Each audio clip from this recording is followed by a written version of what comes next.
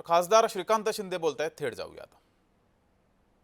जे आहे ते आलेले आहेत तर ते पुन्हा त्या बाजूच्या वॉर्डमध्ये टाकण्याचं काम मला वाटतं ही एक्सरसाइज जी आहे ती रेग्युलर एक्सरसाइज आहे आणि ती नेहमी प्रत्येक इलेक्शनमध्ये होत असते.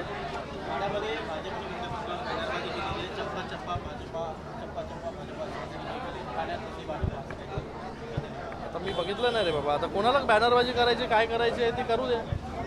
इलेक्शनमध्ये जनता जनार्दन आहे ना.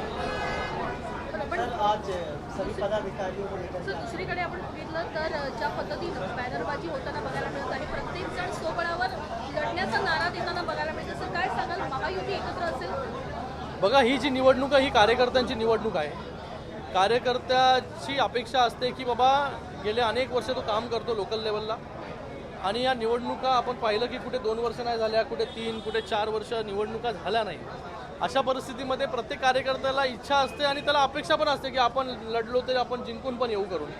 पण मला वाटतं मॅक्झिमम ठिकाणी जे आहे महायुती म्हणूनच आम्ही लढू.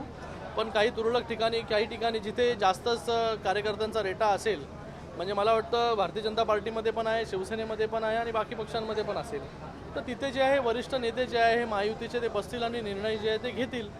पण मला वाटतं याच्यामुळे युतीवरती कुठला परिणाम जो आहे तो होणार नाही. युतीचं काम जे आहे हे राज्यामध्ये चांगल्या प्रकारे चालू आहे. स्थानिक पातळीवरती निर्णय घेण्याचे अधिकार तुम्ही कार्यकर्त्यांना देणार आहात का? कारण तिकडची समीकरणं जुळवली पाहिजे. स्थानिक आत्ताच्या ज्या आम्ही बैठका घेतल्या गेल्या 4 दिवस पूर्ण महाराष्ट्रामधून वेगवेगळ्या विभागाच्या, पश्चिम महाराष्ट्र आज झाला, विदर्भ, त्यानंतर उत्तर महाराष्ट्र, मराठवाडा, या सगळ्या विभागाच्या बैठका पार पडल्या आणि सगळ्यांचं आत्ता आम्ही ऐकून घेतलं. सगळे आमचे नेते जे आहेत शिवसेनेचे हजर होते आणि त्याच्यामध्ये कार्यकर्त्यांचं नक्की म्हणणं काय आहे. त्यांना एकटं लढायचं आहे, तिथे शिवसेनेबरोबर म्हणजे कुठल्या दुसऱ्या पक्षाबरोबर युती करायची आहे किंवा महायुतीमध्ये गेलं की चांगल्या प्रकारे निवडणुका होतील, या सगळ्याच गोष्टी संमिश्र असा भाव जो आहे हा प्रत्येक कार्यकर्त्याचा होता. असं मी सांगू शकत नाही की अमुक एका रिजनमध्ये जे आहे हे बाबा युतीच झाली पाहिजे किंवा तिथे महायुती झाली पाहिजे, युती झाली नाही पाहिजे, असं मी सांगू शकणार नाही तुम्हाला.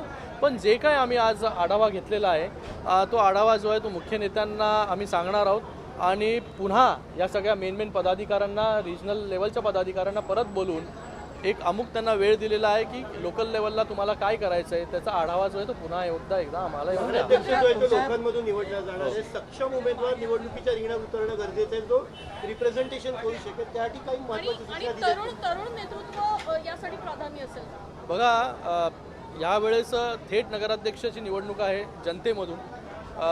यासाठी सक्षम उमेदवार जो आहे हा प्रत्येक पक्ष जो आहे तो शोधतो आणि प्रत्येक पक्षामध्ये सक्षम उमेदवार असतो, काही नसतो. या सगळ्या गोष्टींवरती जे आहे ती चर्चा झालेली आहे आणि मला वाटतं सक्षम उमेदवार देऊन, कारण की नगराध्यक्ष पद हे महत्त्वाचं आहे आणि जास्तीत जास्त कुठलाही पक्ष विचार करणार की बाबा आमच्या पक्षाचा जो आहे तो नगराध्यक्ष जास्तीत जास्त नंबर यावे. शिवसेनेची पण तयारी जी आहे ती तशाच प्रकारे चालू आहे. तुमच्या या बैठका